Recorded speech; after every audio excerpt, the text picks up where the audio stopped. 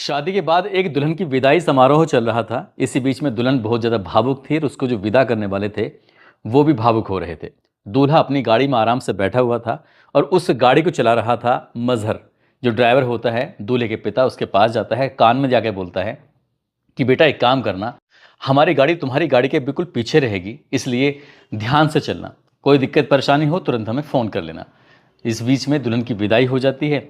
आगे वाली गाड़ी में जिसमें दुल्हन बैठी हुई है उसमें मज़हर नाम का ड्राइवर चला रहा था, और जो उनकी सपोर्ट में पीछे गाड़ी चल रही है जिसमें दूल्हे के पिता बैठे हुए हैं उसमें सलीम गाड़ी को चला रहा था।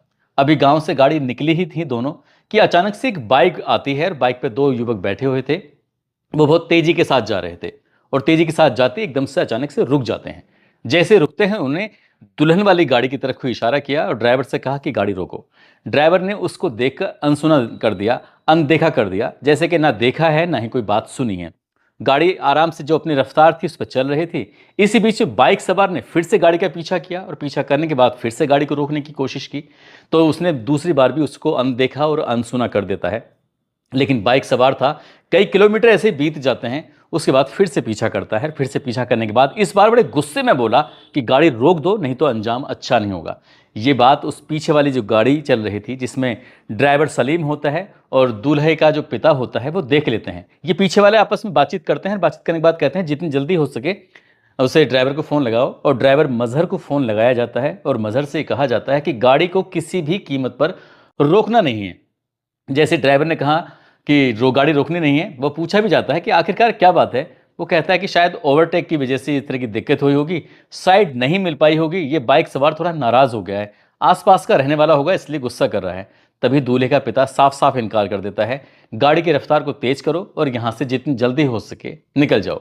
कुछ ऐसा ही संदेश दिया जाता है। दुल्हन की गाड़ी को जो चलाने वाला ड्राइवर होता है मजहर, वो इतनी तेज गाड़ी चलाता है कि बस अब वो बाइक सवार जो होता है वो बहुत पीछे छूट जाता है। वो अपने अपने घर चले जाते हैं।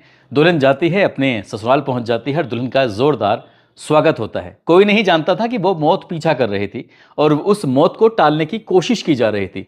कोशिश पहली वाली तो कामयाब हो जाती है, फिर दोबारा से मौत एकदम दस्तक देती है, और जब दस्तक देती है तो उसके बाद से फिर से भी मौत को टाल दिया जाता है। लेकिन जब तीसरी बार कोशिश की जाती है, प्रयास किया जाता है, तो उस मौत को कोई रोक नहीं पाता है। और जब इस मौत आती है वो भी भयानक रूप में आती है, और इस मौत के आने का कारण का जब पता किया जाता है तो लोगों को यकीन नहीं हो रहा था कि अभी तो शादी को 7 दिन ही हुए हैं, 7 दिन बाद वो भी इतने भयानक रूप में।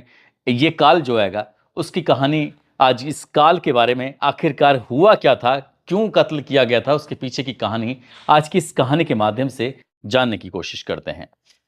आदाब, नमस्कार, सत श्री अकाल। मैं उस्मान सैफी। आज की जो सच्ची घटना मैं आपको सुनाने जा रहा हूं, ये सच्ची घटना है उत्तर प्रदेश के जिला बस्ती की। जिला बस्ती में एक थाना लगता है परशुरामपुर, और परशुरामपुर में एक गांव लगता है बेदीपुर। बेदीपुर की ये बात है 20 नवंबर 2025 की शाम लगभग 7 बजे के आसपास का वक्त हो रहा था। बाइक पर दो युवक होते हैं, वो समझ नहीं पा रहे थे, रास्ता भटक जाते हैं, भूल जाते हैं। बाजार की तरफ से एक युवक आ रहा था, उसे रोकते हैं। रोकने के बाद पूछते हैं कि भैया हम रास्ता भटक चुके हैं, हमें फला जगह जाना है। जो भी अपनी डेजिनेशन थी, उन्हें गंतव्य पे जहाँ भी जाना था, जहाँ पहुँचना था, उसके बारे में पूछा जाता है। वो बाइक सवार जब उससे रास्ता पूछते हैं तो कहते हैं, जो लड़का आ रहा था बाजार की तरफ से, उसने कहा भाई परेशान होने की ज़रूरत नहीं है, आपको जाना कहाँ है। तो जब पूरा बताया जाता है उसके बाद फिर वो कहता है कि आप इस रास्ते से ऐसे चले जाइएगा, आगे आगे ये आएंगे और अपने आपको मंजिल मिल जाएगी। जब इस तरह की बात थी बताई जाती है तो दोनों बाइक सवार ये कहते हैं कि भैया थोड़ी सा और आगे चल के बता दोगे तो और भी थोड़ा आसानी हो जाएगी। जैसे ही बाइक सवार ने बड़े प्यार से रिक्वेस्ट करते हुए उस लड़के से पूछा, उस लड़के ने कहा कोई दिक्कत नहीं है। वो लगभग 150 मीटर और उनके साथ चलता है, और जैसे उनके साथ चलता है उसके बाद फिर वो एकदम से बिल्कुल करीब में थे और आमने सामने खड़े हुए थे। जब आमने सामने खड़े हुए हैं तभी बाइक सवार ने थैंक यू बोला। जो बाइक पर पीछे बैठा हुआ है हाथ जोड़ते बोला, भाई साहब आपका बहुत बहुत शुक्रिया, आपका बहुत बहुत धन्यवाद, आपने हमें रास्ता दिखाया। बस इतना था। उस लड़के ने कहा नहीं नहीं कोई बात नहीं, ये तो मेरा फ़र्ज़ था। बस इतना ही कह पाया था कि एकदम से जो तमंचा था, कट्टा था, उसके एकदम माथे पे रखा हुआ था, और इसी बीच में एक गोली की आवाज़ आती है। दहाड़ जैसी जैसी गोली चलती है उसके बाद फिर वो बाइक सवार अपनी बाइक स्टार्ट करते हैं और वहाँ से आराम से चले जाते हैं। जो लड़का था जिसने भी रास्ता बताया था, जो भी बाजार की तरफ से अपने घर की तरफ जा रहा था, वो ज़मीन पर पड़ा हुआ है। अचानक ही वहां से किराने वाला गुजर रहा था, उसकी नज़र पड़ जाती है ज़मीन पर पड़े हुए उस व्यक्ति की तरफ जो ज़मीन पर पड़ा हुआ है, रास्ते में पड़ा हुआ है। शुरुआत में लग रहा था कि कोई शराबी है, शायद शराब पी के ज़मीन पर पड़ा होगा, लेकिन उस दुकानदार ने अपने मोबाइल की टॉर्च जलाई और टॉर्च जलाने के बाद, क्योंकि अंधेरा हो चुका था, 10 मिनट से लगातार वो ऐसे ही पड़ा हुआ था, टॉर्च जलाकर जब देखता है, उसके चेहरे को देखने की कोशिश कर रहा था, तो उसके यहाँ पर चेहरे पर खून के निशान थे। बस इतना था कि उस दुकानदार की चीखें निकल जाती हैं और ज़ोर ज़ोर से वो चिल्लाता है, और जैसे चिल्लाता है तो कहा जाता है कि गोली मार दी, अनीस को गोली मार दी। इस तरह की कई बार आवाज़ लगाई जाती है। जैसे जैसे उसकी आवाज़ बहुत तेज हो रही थी, वैसे वैसे आसपास के लोग दौड़कर वहां मौके पर पहुंच रहे थे, और देखते ही देखते कुछ ही मिनटों में घटनास्थल पर सैकड़ों लोगों का जमघट लग जाता है। बच्चे हों, बूढ़े हों, महिलाएं हों, या जहां जहां तक ये बात पहुंच रही थी वहां वहां तक लोग इकट्ठे हो रहे थे। इकट्ठे होने के बाद आकर देख रहे थे क्या हुआ, कैसे हुआ, किसने किया। तमाम तरह के सवाल थे, हर सवाल के जवाब लोग जानना चाह रहे थे। इसी बीच में किसी ने 112 नंबर पर पुलिस को फोन कर दिया। जैसे ही पुलिस को सूचना मिलती है, सूचना मिलने के बाद 112 नंबर की पुलिस पहुंच जाती है, नज़दीकी पुलिस स्टेशन की पुलिस पहुंच जाती है, सीओ हरैया पहुंच जाते हैं, सीओ सिटी पहुंच जाते हैं, एएसपी पहुंच जाते हैं और एसपी भी पहुंच जाते हैं। यहां पर आने के बाद डॉग स्क्वाड हो, फॉरेंसिक टीम हो, तमाम टीमें आ जाती हैं और जांच पड़ताल में जुट जाती हैं। जो यहां पर व्यक्ति पड़ा हुआ है उसको तत्काल प्रभाव से ये सबसे पहले हॉस्पिटल लेके जाते हैं, क्योंकि उसकी सांसें चल रही थी। और जो हॉस्पिटल था वो दर्शन नगर मेडिकल कॉलेज अयोध्या था, वहां लेके आते हैं, एडमिट कराते हैं, लेकिन डॉक्टर उसको मृत घोषित कर देते हैं। पहले पुलिस की टीम गांव पहुंचती है, उसके बाद टीम फिर अयोध्या पहुंच जाती है उस हॉस्पिटल के अंदर दूल्हे से बातचीत करने के लिए, लेकिन दूल्हा तो मर चुका था, वो बचा ही नहीं। पूछा जाता है कि क्या नाम है, कहाँ से है, क्या है, पूरी जानकारी जब पुलिस जुटा रही थी उसके बारे में, तो नाम अनीस होता है, उसके बाप का नाम होता है शमशुद्दीन।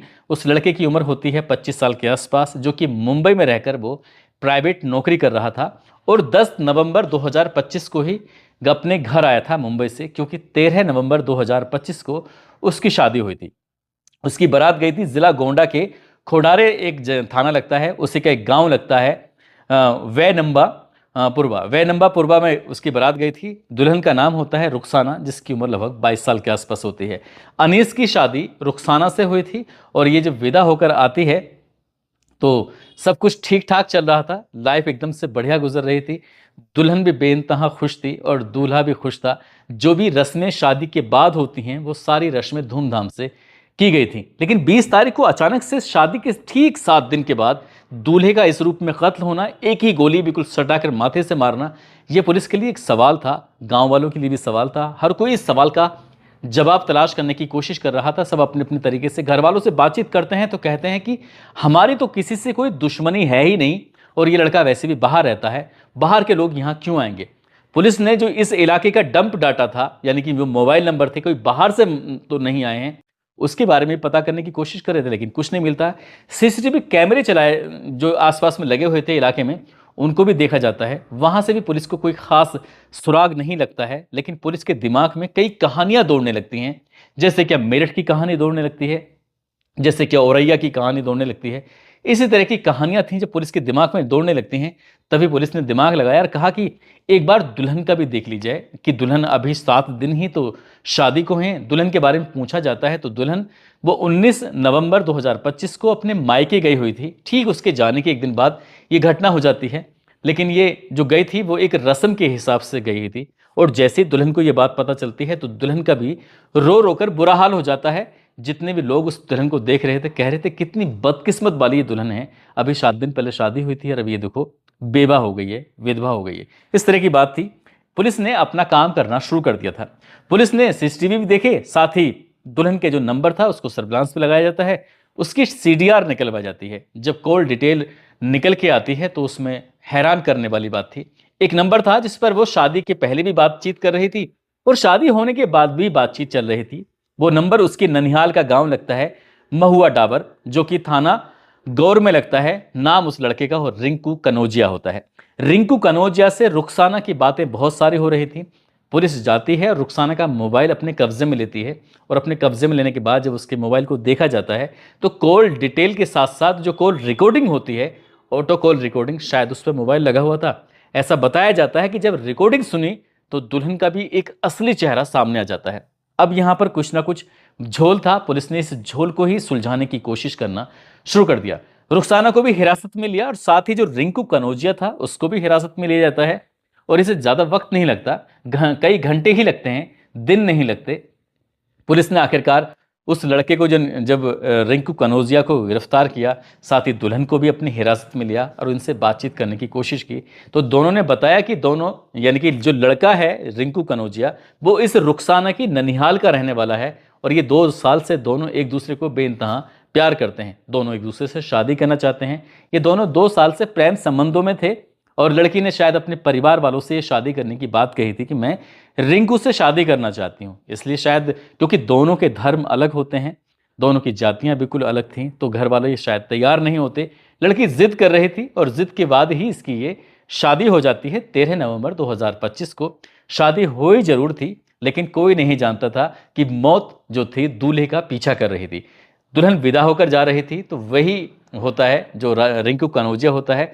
पहली बार दुल्हन को मंडप से बाहर निकलते ही उसने रास्ते में रोकने की कोशिश की। अगर वो प्रोफेशनल किलर होता तो शायद चलती गाड़ी में गोली मार देता, लेकिन उसने गाड़ी को रोकने के बाद गोली मारने की कोशिश की, प्रयास किया, लेकिन ड्राइवर गाड़ी को रोकता नहीं है। जब 13 तारीख को वो फेल हो जाता है, 14 नवंबर को वलीमा होता है, यानी कि रिसेप्शन होता है। रिसेप्शन में एक कॉल किया जाता है दूल्हे के बड़े भाई शोएब के पास और फ़ोन करके कहा जाता है कि जो तुम्हारा भाई है अनीस, उसका नंबर मुझे चाहिए, उससे बातचीत करनी है। वो पूछा जाता है तुम कौन हो, कहाँ से बात कर रहे हो? वो कहता है कि मैं दिल्ली से बात कर रहा हूँ और तुम्हारे भाई की एक अच्छी नौकरी का ऑफर है, सोचा कि बता दूं। बोले अगर तुम मेरे भाई की इतनी फिक्र करते हो तो तुम्हारे पास तो नंबर भी होना चाहिए।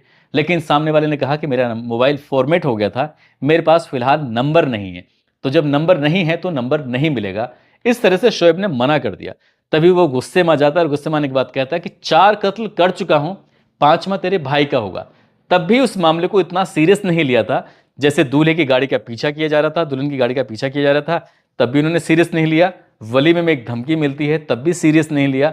और 7 दिन के बाद शादी के यहाँ पर कत्ल हो जाता है और पुलिस इस घटनाक्रम का खुलासा कर देती है। जब खुलासा कर देती है तो लोगों को यकीन नहीं हो रहा था कि दुल्हन ने अपने प्रेमी के साथ मिलकर अपने ही पति की शादी के ठीक 7 दिन के बाद ही उसकी हत्या करा दी। और यह हत्या पूरे इलाके में चर्चा का विषय बन जाती है। सोशल मीडिया का ज़माना है, जहाँ जहाँ तक ये खबर आग की तरह फैलती है, वहाँ वहाँ तक लोगों तक पहुँच जाती है।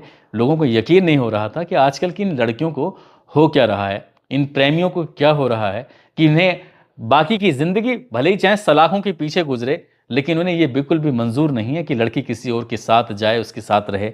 हालांकि पुलिस प्रशासन ने इस मामले की जांच पड़ताल करने के बाद चार्जशीट लगाएगा। चार्जशीट अदालत जाएगी और अदालत जाने के बाद इस मामले में आगे क्या होगा क्या नहीं होगा वो तो खैर कोर्ट तय करेगा।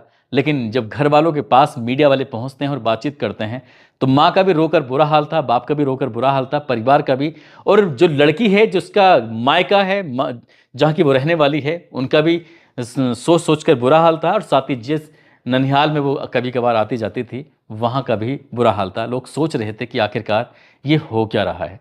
दोस्तों, इस पूरे घटनाक्रम को सुनाने का उद्देश्य किसी को परेशान करना नहीं है, किसी का दिल दुखाना नहीं है, बल्कि आपको जागरूक करना है, आपको सचेत करना है। और जिस तरह का कदम रिंकू कनौजिया और उसकी प्रेमिका रुखसाना ने उठाया है, बाकी की ज़िंदगी शायद सलाखों के पीछे ही गुजरेगी, फिर भी शायद उन्हें एक होने का अवसर मिल नहीं पाएगा।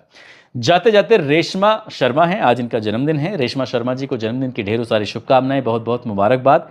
कुछ लोगों ने नाम लेने की अपील की है, जिसमें इसरार अहमद, आशा वाशने, अफरीना परवीन, मोहम्मद अमन जो कि बिहार से हैं, रियाज शेख, रहमत अली, किरण गुप्ता, लव्यांश सिंह, जयंत कुमार बेंगलोर से, जुबैर खान डिंग से, मोहम्मद मस्तान, आलोक सोनकर जौनपुर से, धर्म वर्मा सिंधोरी से, मोहम्मद शाकिब हसन, हरीश चंद लखनऊ से, सरफराज छत्तीसगढ़ से, दिलीप कुमार, मोहित पाल बदायूं से।